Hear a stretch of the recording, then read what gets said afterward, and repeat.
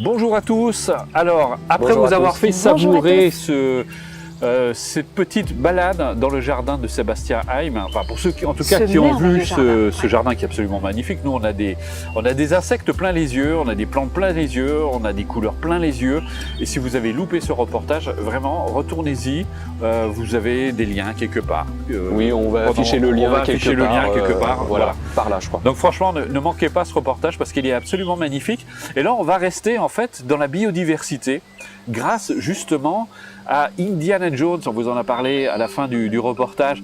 En fait, moi, je le vois plutôt comme Crocodile Dundee parce qu'en fait, c'est un des grands spécialistes international du crocodile. Mais en fait, il œuvre depuis plus de 15 ans dans la forêt de Wuiman. Il a créé la forêt de Wuiman à Madagascar. Et ça, là, on va vous emmener. Mais avant, on va aller faire un petit crochet à Paris. Et Nathalie va peut-être nous en parler parce qu'elle a déjà échangé avec lui. Elle connaît en secret, en fait, Crocodile Dundee. Et qui est Crocodile Dundee? Crocodile Dundee, c'est Olivier Bérat. Olivier Bérat, que j'ai effectivement eu l'occasion d'abord de découvrir par le biais d'un reportage à la télé sur TF1 à l'époque. Il m'avait déjà absolument fasciné. C'est le fondateur d'une ONG qui s'appelle L'Homme et l'Environnement. Et il a créé une réserve de forêt, une grande forêt. Donc c'est une réserve expérimentale où il met en place la protection des plantes, la protection des arbres et la protection des animaux. C'est un homme passionnant, aussi passionnant que Sébastien, parce qu'énormément investi. Donc comme disait Bruno, ça fait 15 ans qu'il est sur ce projet-là, et il y va corps et âme. Il fait l'association, il crée la synergie entre la nature, les hommes et les animaux. Et je trouve ça magnifique, puisque c'est un des pionniers, on peut le dire ça comme ça, du développement durable. Et c'est vraiment une personnalité à rencontrer. Donc, on va aller rencontrer Olivier à Paris, mais je peux vous assurer une chose, c'est que c'est vraiment un voyage à Madagascar qui vous attend dans ce reportage. Vous allez en prendre vraiment plein les yeux.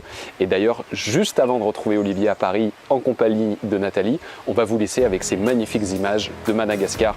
Vous allez voir, vous allez vous régaler. C'est un régal pour les yeux du début à la fin en fait. On n'arrête pas. C'est un vrai plaisir. Complètement. Voilà. On vous retrouve très vite. À tout de suite.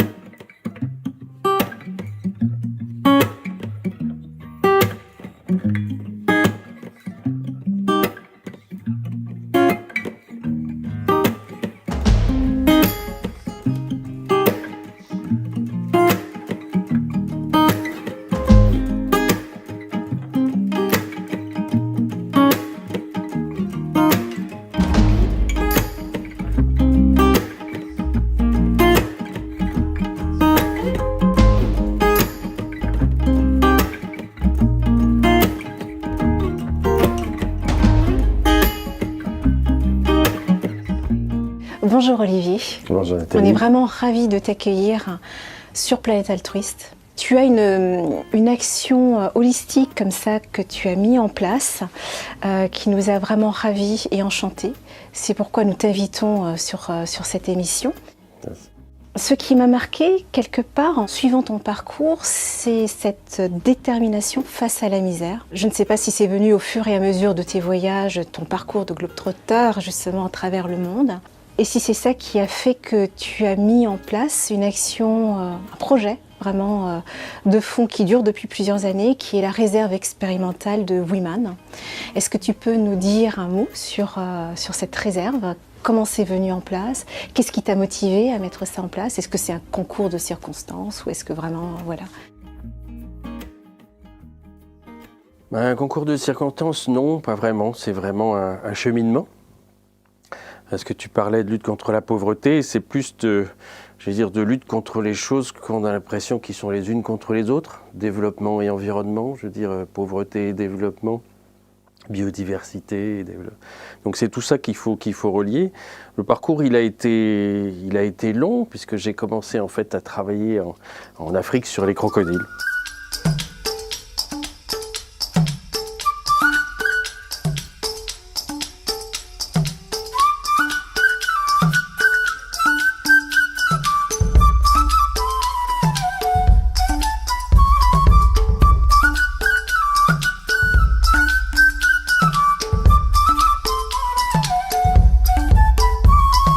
Et les crocodiles, c'est des animaux qui de temps en temps mangent les hommes, mangent du bétail régulièrement. Et donc c'est pas facile d'avoir une vie commune avec les crocodiles pour les gens qui vivent dedans. Et j'ai travaillé dans les profondeurs de l'Afrique centrale, au Congo, au Gabon, en Centrafrique, dans des endroits quand même très très très reculés. Et c'est là qu'on se rend compte qu'il faut penser les choses différemment que celles d'un biologiste que j'étais à l'époque. Je travaillais pour le Muséum national d'histoire naturelle, envie de protéger ces animaux que le biologiste, c'est très important, je veux dire, dans l'écosystème. Et on se dit, mais finalement, ça passe pas aussi vite que ça, je veux dire, parce que quand des gens ils se font bouffer, on peut pas juste dire, il faut protéger ces animaux, je veux dire. Après, d'un autre côté, il m'est arrivé d'aller dans des endroits où je voyais statistiquement qu'il y avait des accidents parce qu'il y avait des très gros crocodiles. Et en posant les questions aux gens sur place, donc ça je me souviens bien, sur la rivière Likwala, dans le nord du Congo, je suis arrivé dans un village et j'ai demandé, est-ce qu'il y a des accidents, comment ça se passe? Et les gens ils me disent, non, il n'y a pas d'accident avec les crocodiles. Je me dis, c'est incroyable, c'est pas possible. Je veux dire, il y a des crocodiles énormes, il y avait des crocodiles de plus de 5 mètres de long, il y a des gens qui se baignent dans la rivière, qui vont pêcher. Je dis, c'est pas possible. Donc j'ai poursuivi l'enquête, je me suis arrêté dans le village, je me suis posé dans le village plusieurs jours pour essayer de comprendre. Et après, en parlant avec les gens, je reposais la même question, mais il n'y a vraiment pas de gens qui se font attaquer par les crocodiles? Les gens me disaient, non, il n'y a pas de gens qui se font attaquer par les crocodiles. Et après, en restant sur place, en fait, je me suis rendu compte qu'il y avait des mauvais esprits. Comme partout dans les sociétés, il y a des mauvais esprits. Et en fait, il y a des accidents que nous, on verrait en tant qu'occidentaux entre un crocodile et un humain. Mais pour eux, c'était un mauvais esprit qui était rentré dans le corps d'un crocodile pour faire quelque chose à une personne qui avait, elle, certainement déjà fait du mal. C'était pas le crocodile. Question de croyance et de culture sur place, alors. Exactement. Mais ce qui veut dire que, si vous voulez, que la nature est bonne par principe chez ces peuples-là. Donc, il n'y a pas de dichotomie entre un animal dangereux. Ça n'existe pas. La nature, elle est là, elle est bonne. Donc ça, c'est des cheminements, je veux dire, qu'on fait dans la vie pour arriver à quelque chose. Après, j'ai travaillé beaucoup avec les autorités malgaches.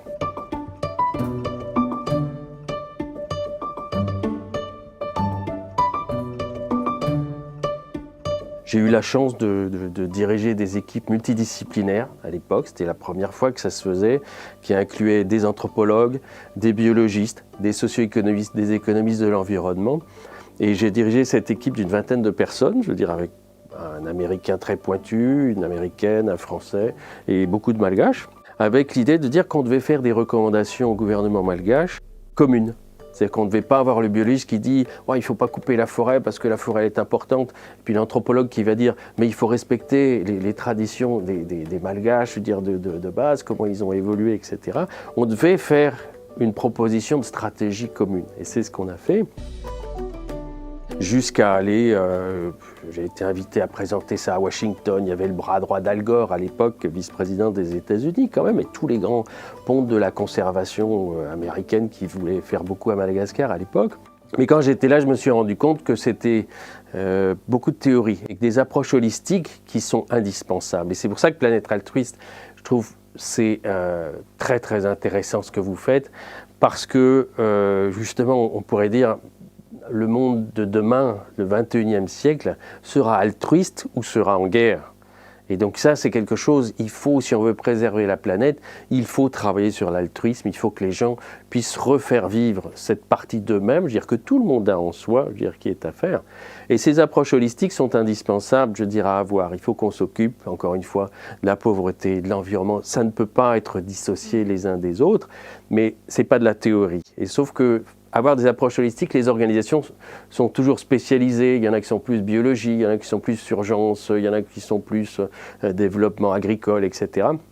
Et je me suis rendu compte que personne n'arriverait à mettre en place ces approches holistiques parce qu'ils étaient trop spécialisés. Et donc c'est là que j'ai décidé de créer la réserve expérimentale, comme son nom l'indique, de Wuyman. Tout n'est pas fini, ça fait 15 ans qu'on travaille. Mais en tout cas, maintenant, on a une vision qui nous dit que c'est possible.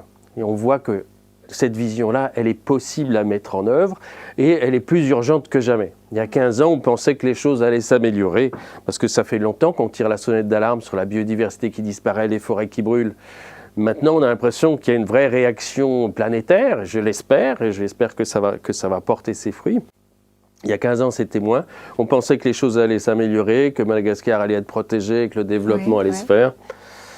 Maintenant, il y a urgence sur la planète et j'espère que cette réserve expérimentale va nous permettre maintenant de montrer que ce modèle d'approche holistique, il peut fonctionner et que c'est vraiment un modèle à suivre. Donc ce modèle concrètement, il consiste en quoi? Donc c'est une réserve expérimentale, c'est une forêt en fait, que tu as préservée ou que tu as su sauvegarder de quelque chose? Wuyman est une forêt qui est totalement extraordinaire.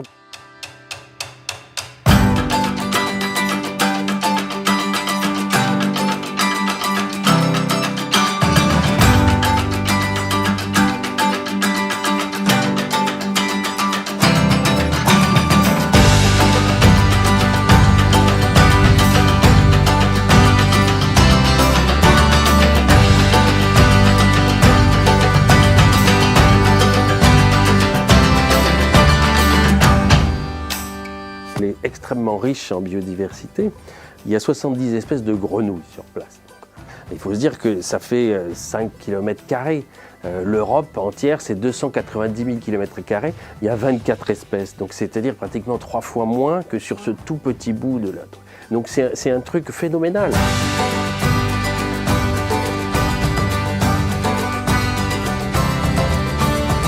Il y a 200 plantes médicinales sur ce site, dont certaines sont déjà exportées pour l'industrie pharmaceutique, je veux dire occidentale, on fait des médicaments. Et pourtant, cette forêt, elle est brûlée. J'ai décidé de la créer parce qu'il y a un biologiste suisse qui avait fait des inventaires des amphibiens sur place et qui disait « mais c'est terrible parce qu'en fait, dans 2 ans, cette forêt, elle aura disparu » parce qu'elle n'avait pas de statut de conservation. Donc je me suis dit, moi qui avais la prétention de dire « on doit pouvoir protéger la forêt » hors du système des aires protégées, puisque 70% de la biodiversité se trouve hors des aires protégées. Il faut la protéger aussi, cette biodiversité. Donc je me suis dit, voilà un bon exemple. Il y a un scientifique qui a dit que cette forêt va disparaître. Eh bien moi, je vais travailler avec les gens localement pour qu'on arrive à montrer qu'il avait tort et qu'on arrive à protéger cette forêt. C'est là que tout a démarré. Mais en regardant les problématiques, eh ben voilà, les gens, ils n'avaient pas accès à la santé. Il y avait moins de 30% des enfants qui étaient à l'école. Il y avait des ressources agricoles qui étaient nulles, puisque les gens ils faisaient de la culture sur brûlis, ce qui, dans une grande forêt amazonienne, ça marche. Je veux dire, on peut couper la forêt, on fait son abatis, ce qu'on appelle ça en Amérique du Sud, on va plus loin. À Madagascar, on appelle ça le tav, donc c'est-à-dire qu'on coupe la forêt, on brûle. Sauf que ça marche si on revient 15, 20 ans ou 25 ans plus tard, au mieux.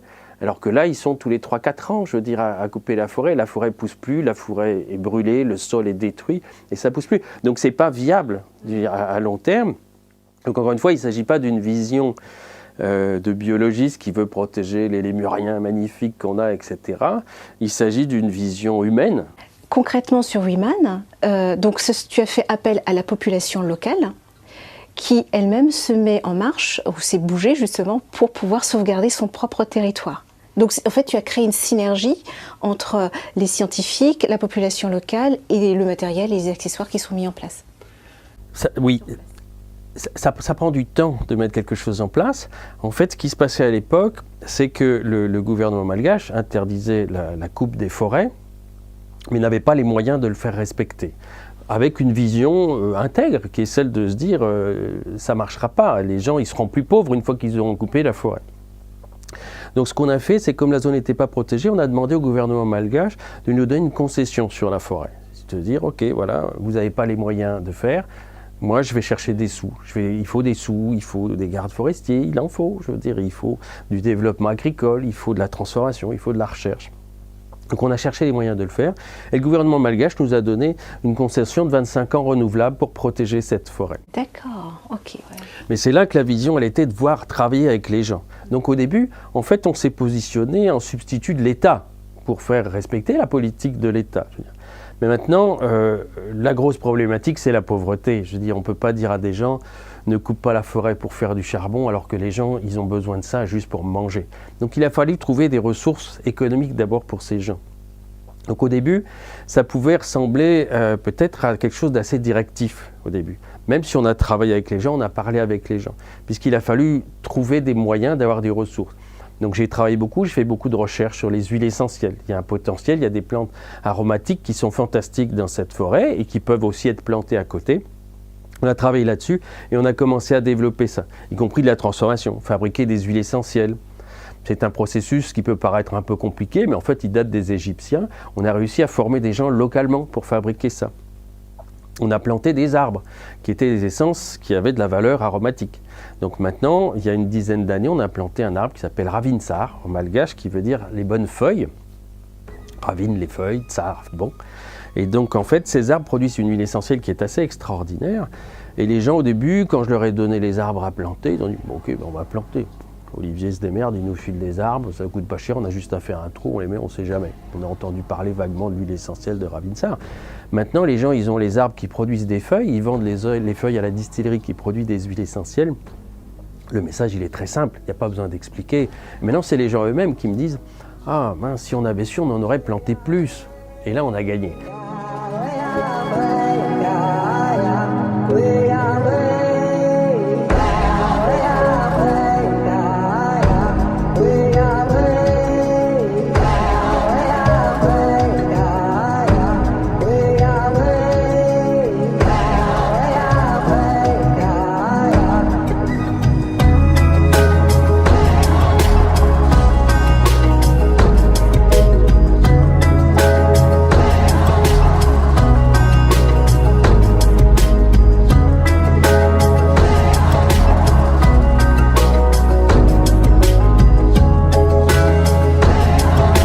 Donc on arrive, ça a pris 15 ans d'en arriver là.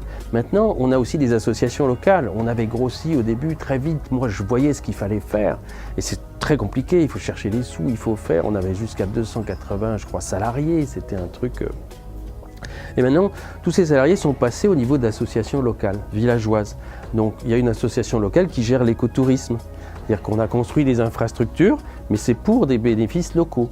Les productions d'huile essentielle sont dans une association. Ce ne sont plus des employés de l'ONG, ce sont des employés de leur propre association qui font ça. Ils sont autonomes en fait. Ils s'autonomisent, je veux dire. Donc il faut de l'accompagnement après. Mais donc maintenant, on en arrive à cette phase où les gens nous disent ben, on voit bien qu'on ne pourra plus continuer à couper la forêt, ce qui n'était pas le cas il y a 15 ans. Et ça change.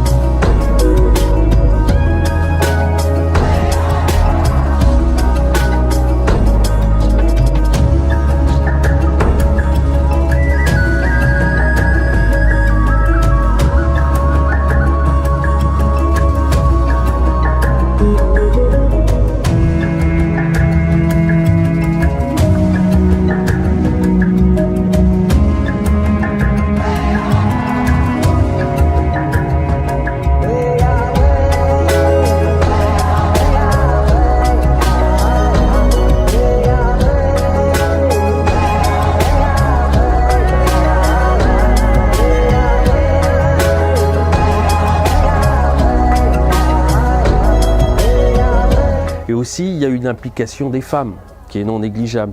La société rurale malgache est assez patriarcale, même si les femmes ont un rôle à jouer quand il faut avoir quelque chose qui est présenté, etc. Ce sont les hommes qui sont là. La première réunion que j'ai faite dans Wuyiman pour présenter l'approche, j'avais une table, j'avais 30 personnes autour de la table, c'était tous des hommes qui étaient autour de la table. Maintenant, dans chacune des associations, il y a toujours une vice-présidente. C'est une femme qui est vice-présidente. Et ça, nous, on n'a vraiment rien fait. C'est eux qui ont commencé à faire émerger. Ce qui s'est passé, c'est qu'on a cherché à créer des revenus pour les femmes d'abord. Et c'est pour ça qu'on a ciblé la production des huiles essentielles plutôt que l'agriculture même, parce que les produits forestiers non ligneux, qu'on appelle, c'est-à-dire la collecte des plantes par exemple, c'est traditionnellement du travail de femmes. Et elles amenaient à l'alambic les feuilles. Et donc là, elles touchaient des sous pour ça. Et quand une femme pauvre touche des sous, elle s'occupe avant de tous ses enfants. On dit en Afrique, un gars qui touche des sous, il va plutôt au bistrot d'abord. Donc c'était très important et ça a contribué à montrer que dans cette société-là, la femme avait un rôle très important à jouer qui devenait économique aussi. C'était plus juste la cuisinière dans la famille et celle qui s'occupe des enfants. Et donc ça a été très important. Et on voit que ces sociétés, tout en gardant leur culture traditionnelle, leurs attachements à leur tradition, arrivent à évoluer aussi. Et c'est ça qu'on veut avoir.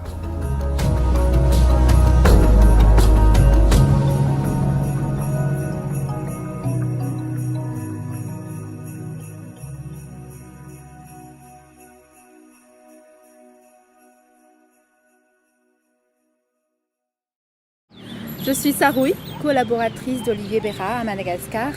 Je connais Olivier depuis une dizaine d'années.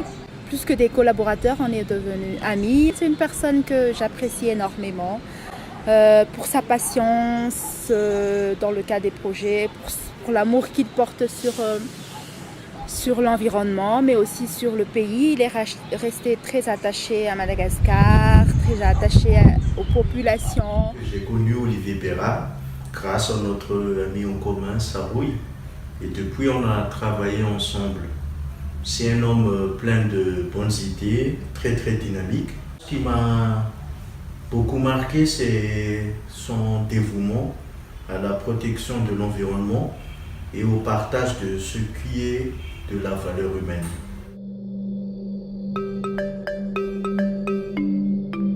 Sur Wuiman, il y a les lémuriens qui étaient également en voie de disparition du fait que la forêt disparaissait.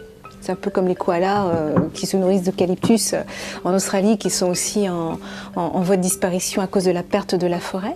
Donc avec Wuiman, vous avez réussi à sauvegarder aussi les différentes espèces de lémuriens. Oui, pour le moment, on a réussi parce qu'on a protégé la forêt. Et c'est un peu un symbole. Moi, je suis vraiment attiré par la biodiversité. Mais c'est vrai que c'est plus facile de parler d'espèces emblématiques. On travaille en Afrique sur les éléphants aussi.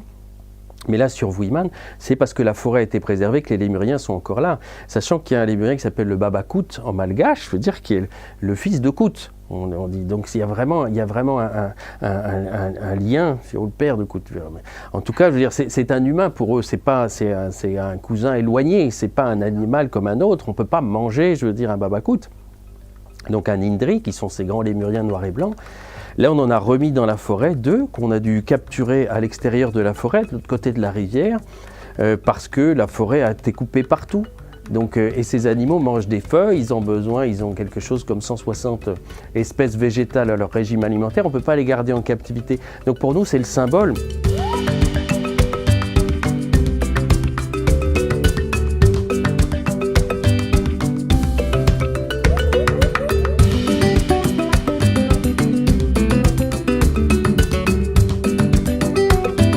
C'est vrai qu'on a dû en reprendre à l'extérieur pour les remettre dans Wuiman. Heureusement, on a encore pas mal d'espace. Et ça, c'est un peu le symbole de se dire, voilà, cette forêt, elle est préservée, elle permet de préserver aussi des lémuriens qui sont magnifiques, mais c'est le haut de la chaîne en quelque sorte. C'est de se dire, si on arrive à ça, ça veut dire qu'on a préservé la base, qu'on a préservé cette base qui est aussi nécessaire aux humains.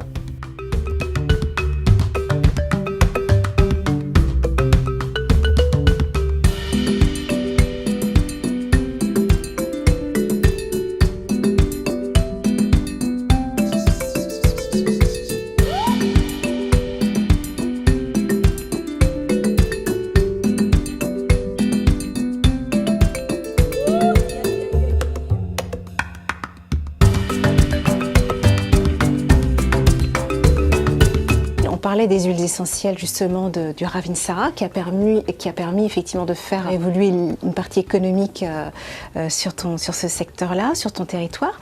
Est-ce que tu peux nous parler de la pervenche, la fleur de pervenche? La pervenche de Madagascar se trouve dans le sud malgache. Elle n'est pas à Wuiman.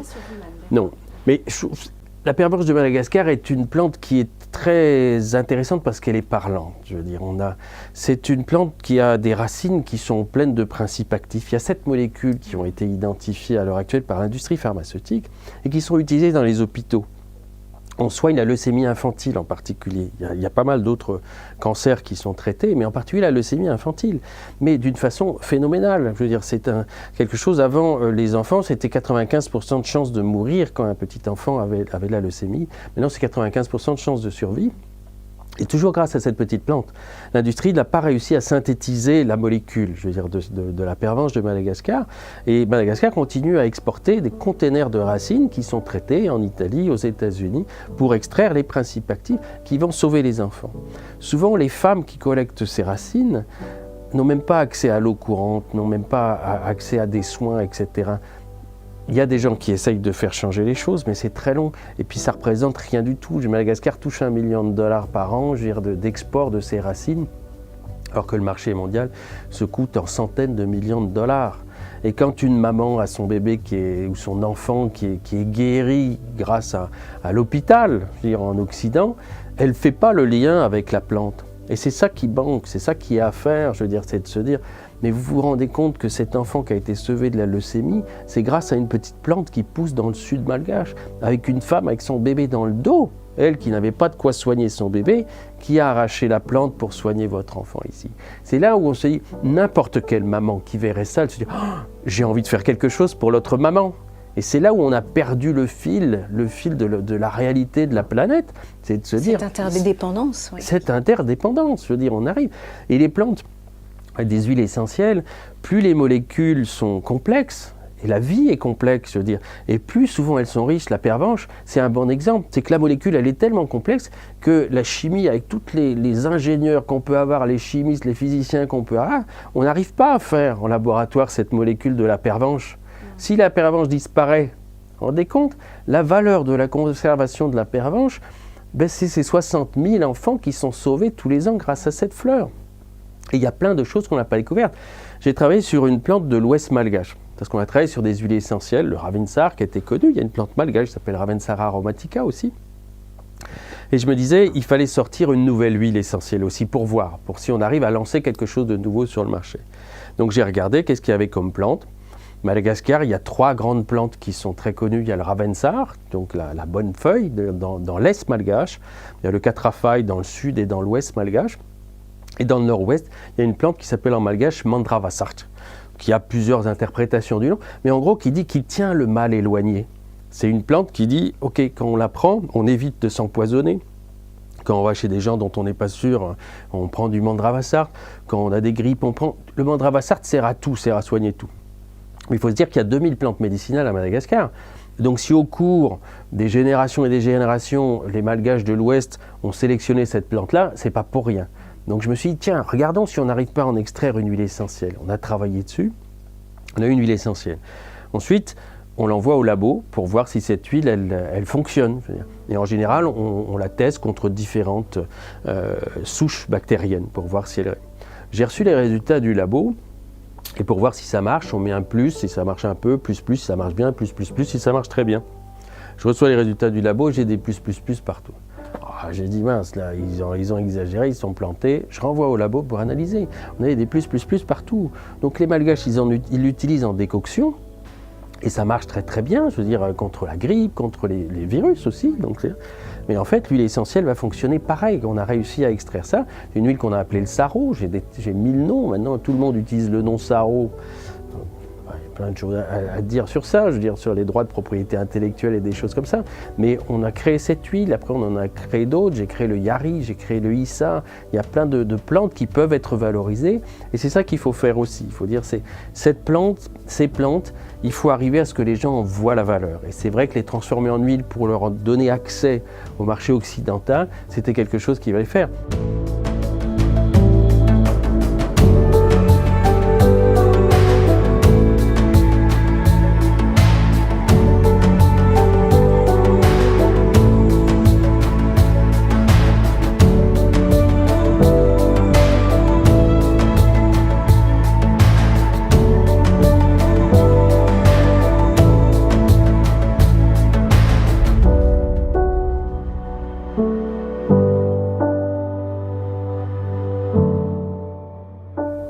sorti chez Yves Rocher des plantes en cosmétique, je veux dire qui sont des plantes malgaches, le Wu Foot, qui est la tisane que tous les malgaches utilisent en antioxydant. Et bien sûr, un antioxydant, c'est bon pour le corps à l'intérieur, c'est bon dans votre crème aussi. Donc on a fait ça. On a travaillé avec Chanel sur de gingembre. On a un gingembre très spécifique à Wuiman, où on a fait des études comparatives avec des gingembres africains, des gingembres asiatiques. Et on a trouvé qu'à Wuiman, parce qu'ils n'ont pas été sélectionnés. Quand vous allez sur des marchés, vous trouvez des très gros gingembres chinois comme ça. Mais il met le même temps à pousser que chez nous, un tout petit gingembre qui pousse dans le sol proche de la forêt. Et bien sûr, il est beaucoup plus concentré en principe actif. Tout ça, c'est de la logique de la terre qu'il faut arriver à avoir. Et avec les hommes, c'est pareil. C'est ce même relationnel. C'est compliqué. Les gens, surtout quand ils sont très pauvres, ils ont leurs priorités, ils ont leurs urgences. Il y a les urgences de santé, il y a les approches culturelles. Et tout ça, il faut arriver à en tenir compte. Et c'est ce qu'on essaie de faire sur la réserve de Wuiman.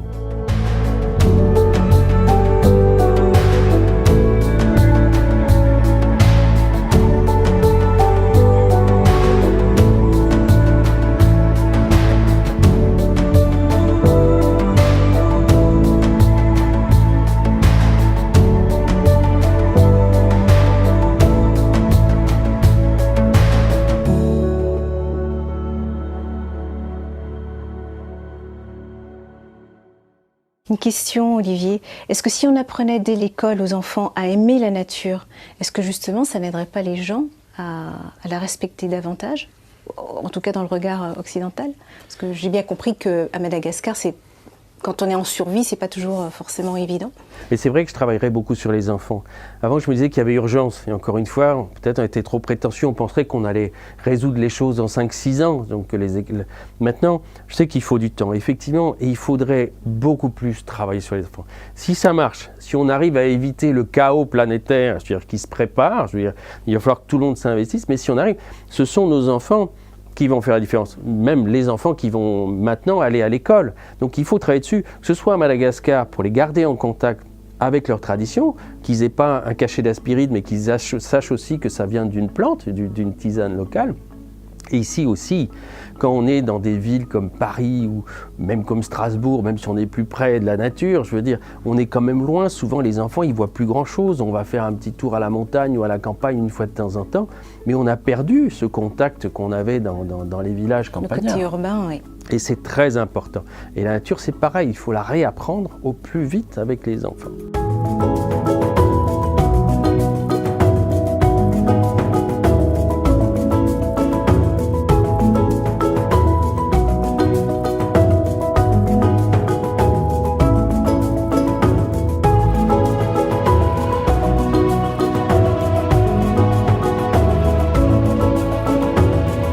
Et donc, d'où la nécessité de prendre conscience que l'interdépendance est réellement là, c'est-à-dire par rapport à la collaboration. Et c'est ce qu'on a encore besoin de montrer, c'est montrer cette interdépendance à partir des plantes, justement, de réexpliquer aux Occidentaux, et on le voit maintenant, la chimie ne fait pas tout. 50% des médicaments contre le cancer qui ont été mis sur le marché depuis les 20 dernières années sont originaires de plantes. Ça veut dire qu'avec tous les ordinateurs qu'on a, qui ont fait toutes les molécules synthétiques possibles, on arrive au bout. Je veux dire, donc bien sûr, on a toujours besoin de la recherche et même de la synthèse.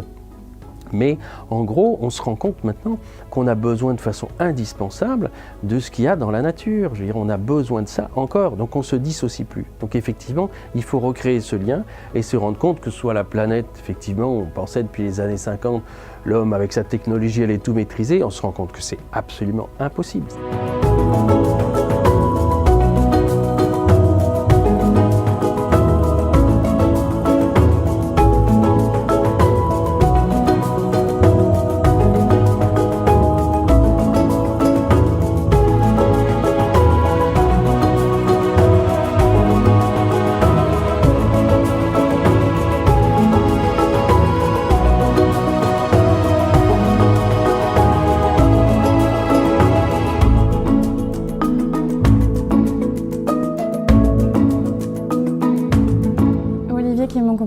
La qualité que je préfère chez lui, c'est sans doute son énergie.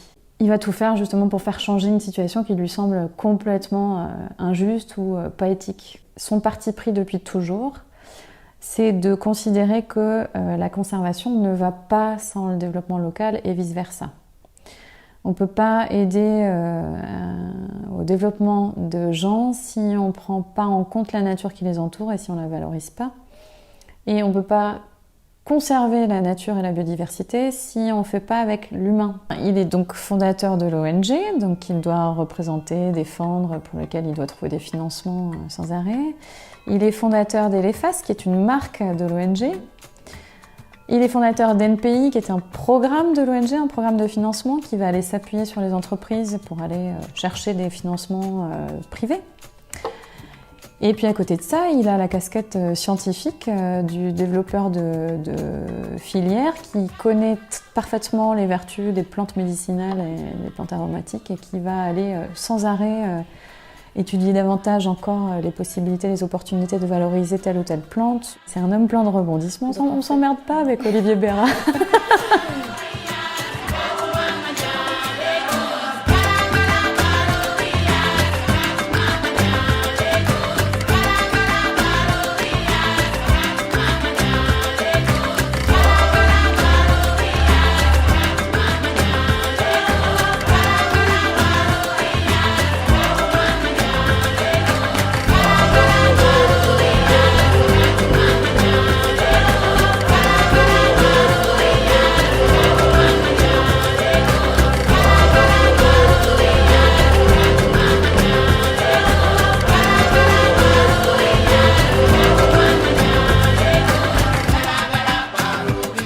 C'est pas un altruiste au sens commun du terme. Il prend en considération les hommes dans une approche planétaire, environnementale, de futur, quoi.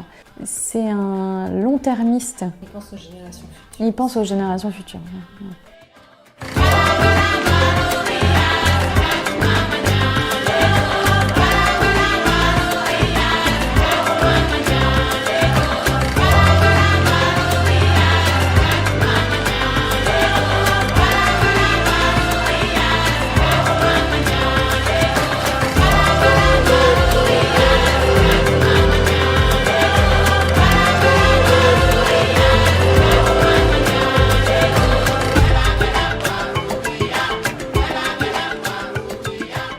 Ton sentiment, Olivier, sur la situation actuelle de la planète? La situation sur la planète est un peu grave. Je pense que les gens commencent à s'en rendre compte. Il faut réaliser ce qu'on va avoir, ce qu'on peut avoir et ce qu'on va faire.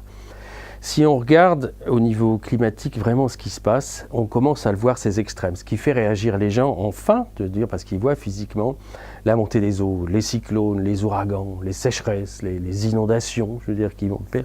Tout ça va s'amplifier et va nous rendre la vie beaucoup plus difficile. Il y a aussi des choses qui se passent, c'est qu'avec les changements de température, vous avez des virus, des bactéries qui étaient un peu plus au sud, qui vont arriver à qui vont arriver à bien vivre ici, idem par rapport au nord, etc. Donc il y a des choses qui vont être gigantesques qui vont se passer. Maintenant, c'est à nous de choisir ce qu'on en fait. Le changement climatique, il est en route. Il y a déjà des changements qui vont se faire de toute façon. Par contre, si on continue, ça va être catastrophique. Et il faut qu'on se prépare maintenant à vivre humainement avec ça aussi. C'est-à-dire que si on va avoir 30, 60 millions de réfugiés climatiques au Bangladesh, on va faire quoi ? On ne va pas tirer dessus. Donc il faut très très vite changer maintenant toute notre société pour se préparer. Il faut qu'on réapprenne à vivre ensemble le plus vite possible, à partager beaucoup plus. Et j'espère que l'espèce humaine va se rendre compte très vite maintenant que le système de compétition, il marche quand il n'y a pas beaucoup de monde. Quand il y a trop de monde, c'est que le système collaboratif qui peut marcher. Le gros espoir qu'il y a, c'est qu'on le voit, il y a plein de jeunes. Nous, on en reçoit sur Wuiman, on a beaucoup d'étudiants en agronomie qui viennent, faire leur stage sur Wuiman, apprendre ce lien agriculture-forêt, de voir comment on peut gérer ça. Et je vois beaucoup de jeunes qui sont conscients de ça et qui n'ont plus envie de vivre comme leurs parents ou leurs grands-parents et qui se disent nous, on a envie de profiter de choses simples, on a envie d'avoir trouvé ces urbains. Je crois beaucoup en ça. Ce n'est pas tous, et donc il faut arriver à changer les autres aussi pour se dire il faut que le bonheur, tu vas le trouver en toi, tu vas le trouver dans tes relations avec les autres. Tu ne vas pas le trouver dans les achats compulsifs qu'on peut avoir. Bien sûr, quand on est déprimé, ça fait toujours du bien de s'acheter un petit truc. Mais soyons clairs, ça c'est du court terme. Ce n'est pas ce qui rend les gens heureux.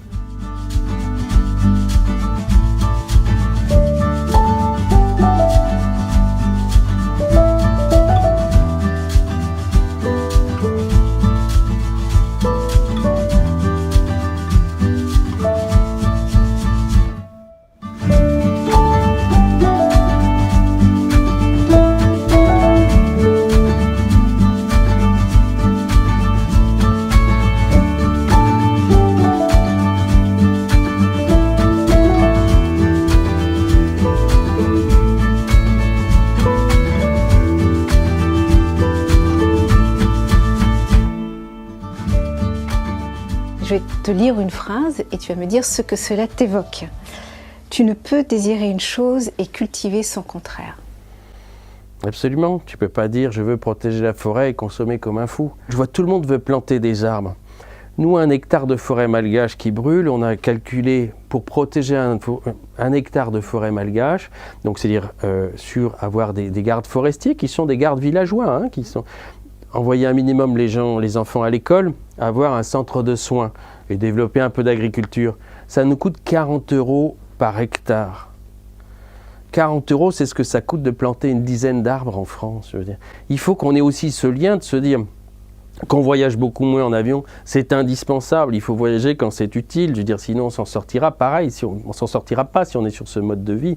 Mais de se dire, on a besoin de réaliser. Moi, quand je vois cette forêt malgache qui brûle pour rien du tout, pour rapporter 800 kilos de riz à quelqu'un. Je veux dire, 1 hectare avec ses animaux, ses plantes médicinales, son carbone qui vaut 10 fois plus que ça. Je veux dire. Et là, il faut qu'on se dise, il faut réagir très vite. Il y a des coins où en Amérique du Sud, pour le moment en Amazonie, il faut se battre. Il y a des gens qui se battent. Tu vois, j'ai Céline Cousteau qui a fait un film sur Wuliman il n'y a pas longtemps, qui se bat incroyablement pour des ethnies d'Amérique du Sud, en Amazonie, qu'elle a filmé pour les aider à défendre eux-mêmes leurs droits, eux-mêmes leurs forêts. Il y a des choses qu'on peut faire. Il y a des choses qu'on n'arrive pas à lutter. Et à Madagascar, on peut faire des choses aussi pour protéger les forêts malgaches et ça ne coûte pas cher. Donc c'est aussi de démontrer des exemples et de se dire, voilà. C'est réalisable. Ne pas prêcher quelque chose et vivre son contraire, c'est de se dire, ok, eh ben, tu dis qu'il faut faire quelque chose, eh ben, il faut faire, il faut s'engager, il faut y aller, il faut faire. Je t'offre, Planète Altruiste, nous t'offrons le livre. Tu ne peux désirer une chose et cultiver son contraire. C'est un ouvrage qui a été fait pour Planète Altruiste, en fait, rédigé en partie par Bruno Lallemand avec différents témoignages. Et bien moi, quand je vois ça, tu vois, je suis hyper confiant dans l'avenir parce que c'est ça, les messages qu'il faut passer, c'est de se dire, il faut que tout le monde se mobilise et tout le monde réagisse et de se dire, voilà, occupons-nous des autres, occupons-nous de la nature, c'est comme ça qu'on sera bien. Et il faut vraiment le faire, il ne faut pas juste le dire. Et le fait de se dire que si on s'occupe des autres et que les autres sont heureux, ça nous ramène à nous aussi, nous sommes heureux nous-mêmes. Absolument. Il y a un truc très simple, c'est quand tu marches dans la rue, tu regardes, si tu passes en face de quelqu'un qui fait la gueule, ben, tu ne vas rien faire. Si tu marches quelqu'un te sourit, tu vas sourire toujours. C'est aussi simple que ça. Et il faut prendre la vie comme ça, se dire, si toi tu donnes le sourire, eh ben, tu as 95% de chances de recevoir un sourire en échange. Si toi tu fais des bonnes choses, je veux dire, pour la planète, eh bien, la planète, elle va te redonner des bonnes choses. C'est aussi simple que ça. Merci Olivier, vraiment, infiniment. Merci à Planète Altruiste. Et puis bravo pour ce que vous faites.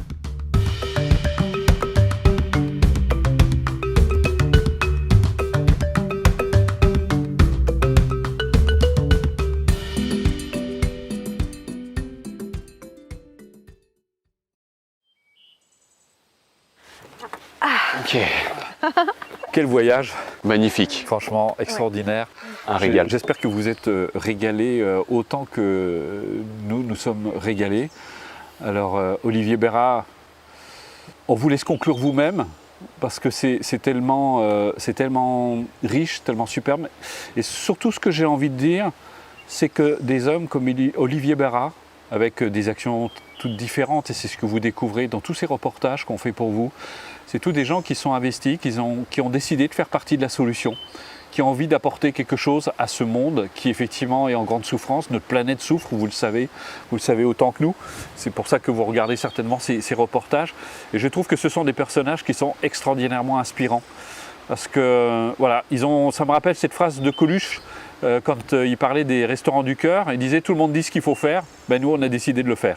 Eh bien Olivier Bérat fait partie de ces gens comme Sébastien Heim qui ont décidé de faire quelque chose. Et pour nous, si on vous les présente, c'est pour qu'ils soient pour vous une source d'inspiration dans laquelle vous trouverez peut-être vos actions à mener, parce qu'on peut tous mener des actions, qui que nous soyons, où que nous soyons, et quoi que nous fassions, en fait on peut tous faire quelque chose. Mais ce que je trouve magnifique, comme tu dis, c'est que c'est des personnes qui agissent vraiment là où il y en a besoin. On l'a vu dans cette toute petite forêt de Madagascar, il y a une biodiversité incroyable. C'est extraordinaire. Et plutôt que, alors c'est bien de replanter des arbres aussi, mais moi ça m'a beaucoup marqué, c'est plutôt que de replanter ce qui a été détruit, préservons déjà ce qui existe. Et c'est tout simplement magnifique parce qu'il montre, et c'est ce que tu avais dit en tout début du reportage, et je trouve qu'il l'a illustré de manière magnifique, on ne peut pas faire autrement que d'allier la nature, les hommes et l'économie, puisqu'il le montre bien avec les huiles essentielles, ça marche. On ne peut pas faire autrement et ce cercle vertueux, moi je vous en parle comme ça, je suis super enthousiaste parce que j'ai fait une formation de commerce et c'est exactement le genre de cas que j'aurais aimé apprendre en école de commerce. Voilà. Donc j'espère que ça vous parlera à tous, que ce soit pour la biodiversité, que ce soit pour l'économie, que ce soit pour les hommes, la nature. Je trouve ça juste magnifique. Et on parle d'une économie durable, c'est ce qu'il a réussi à mettre en place. Parce que non seulement effectivement il s'agit de l'écologie, il s'agit d'une forêt, mais il y a également un tissu humain qu'il a mis en place. Il y a tout ce tissu d'entraide et de solidarité. Comme il en parle dans son interview, il y a le lien entre des femmes et des mères d'un continent à un autre. Et il nous démontre qu'il y a une vraie interdépendance entre les êtres humains, une interdépendance entre les êtres humains et la nature, et une interdépendance entre la forêt et les animaux. Et voilà, c'est juste une démonstration simple qui est faite et que je trouve absolument fascinante. Alors c'est vrai qu'on parle d'Olivier, mais Olivier c'est aussi toute une équipe dont on parlait, c'est l'ONG L'Homme et l'Environnement. Il y a également sa compagne Anne qui est très actrice, très présente aussi dans cette association. Donc il y a Olivier, mais il a su mettre autour de lui toute une équipe qui travaille en synergie aussi. Donc on n'est pas seul et on ne peut plus aujourd'hui se dire on est impuissant face à faire quelque chose, puisque la preuve en est, on peut construire, on peut faire. C'est d'autant plus une grande leçon pour nous, c'est que Madagascar est quand même un des pays les plus pauvres au monde. Donc quand on voit ce qu'ils sont capables de faire et de créer, alors que nous, avec toutes les richesses qu'on a, on a tellement de mal de faire changer les choses. Donc pour nous, c'est quand même une sacrée leçon. Donc vous voyez, même avec peu de moyens, avec même quasiment rien du tout, ils sont capables de faire des choses absolument fantastiques. C'est une grande aventure humaine. C'est une grande aventure humaine. C'est plein d'humanité et ça fait justement la transition sur le prochain reportage qui vous attend, qui est aussi plein d'humanité. Oui, on vous emmène sur un lieu insolite qui est une prison. On va en prison. Et là, vous allez voyager. Vous allez voyager. Mais dans l'émotion. Dans les émotions. Là aussi, c'est pareil, vous allez vivre quelque chose d'absolument extraordinaire. Alors, on va juste terminer parce que je suis sûr que certains d'entre vous vous demandez ce que c'est. Alors, vous vous dites, c'est une coiffe chinoise. Eh bien non. En fait, c'est... Allez. Ça lui va très bien, hein. On l'imagine dans les rizières. Moi, je sais pas si on verra, mais voilà. Voilà. C'est ça. Alors, on a presque envie de fuir comme le schmilblick, vous savez. Qu'est-ce que c'est exactement? En fait, je suis allé au Burkina Faso en mission humanitaire. Oui. Et c'est une coiffe qui est d'un chef de village qui m'a été offert. Là, c'est pareil, c'est des personnes qui ont construit une école avec rien du tout pour scolariser des enfants. Vous voyez des gens qui n'ont strictement rien. D'ailleurs, il n'y avait rien, c'est vraiment des gens très pauvres, puisque le Burkina Faso fait partie aussi des pays les plus pauvres au monde. Et ils m'ont offert ce cadeau. Ça m'a vraiment touché parce que je sais qu'ils n'ont rien là-bas. Ils n'ont absolument rien. Donc pour nous, encore une fois, c'est vraiment plein de leçons. Et là, vous allez voir, je reviens sur ce que vous allez découvrir maintenant. C'est justement des gens qui reviennent de très loin. Et vraiment, ne loupez pas ce prochain reportage. On ne vous en dit pas plus. On se retrouve au prochain reportage. À très bientôt. À bientôt. À très vite.